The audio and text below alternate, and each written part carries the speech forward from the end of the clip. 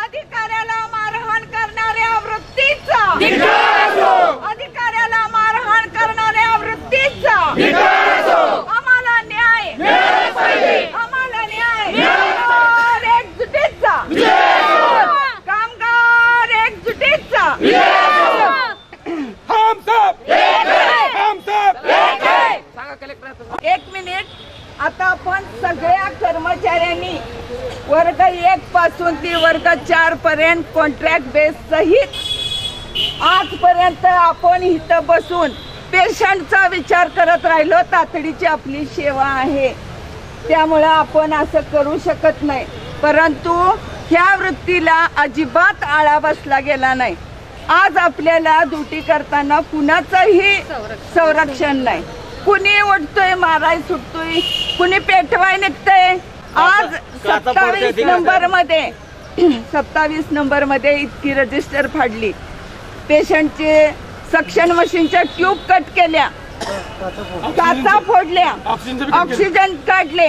ह्याला जबाबदार ह्या अशा वृत्तीला आळा बसण्यास मारहाण केल्याबद्दल आणि शासकीय कामात अडथळा निर्माण झाला याबद्दल गुन्हा दाखल झालाच पाहिजे.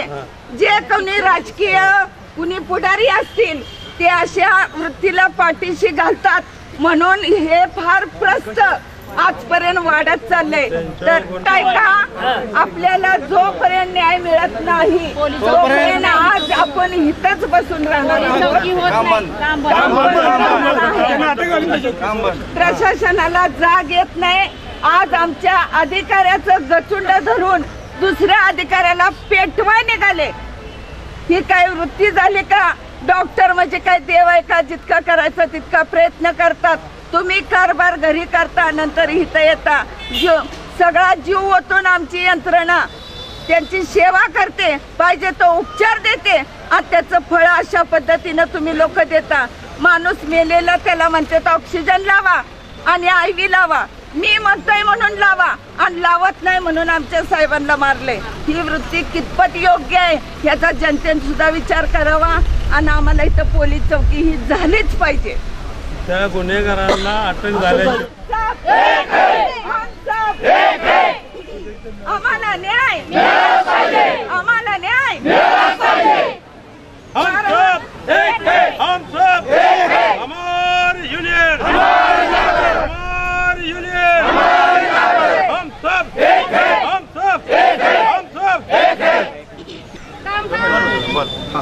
मी सुरेखा चव्हाण, राज्य सरकारी कर्मचारी युनियनची जिल्हा अध्यक्ष आहे आणि मी OT-मध्ये ड्युटी करत होते आणि 27 नंबरमध्ये अचानकपणे इतका गोंधळ झाला.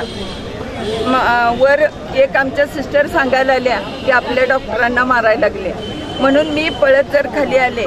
तिथं जर कृत्य बघते तर त्या माणसानी एका आमच्या जाधव साहेबांचं गचुंड धरून, रामचंद्र जाधव साहेबांचं, आणि पोळ साहेबांना पेटवाय निघालेली. आणि अशा वेळेला ते दार लावून घेतलं आतून, तरी लाता घालून अतिशय अर्वाच्य भाषेत शिवीगाळ केली आणि पूर्णपणे 15 ते 20 मिनिटं त्या इतकं वातावरण तंग होतं. घाणेरड्या शिव्यागाळ करून लोक पळापळी तोडफोड केली. 27 नंबरमधील सक्शन मशीनच्या ट्यूब कट केल्या. जे आमचं रजिस्टर असतात ती सर्व रजिस्टर फाडली, खुर्च्या फेकून दिल्या.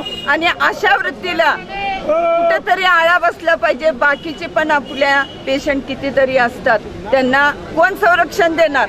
आम्हाला तर संरक्षण नाहीच.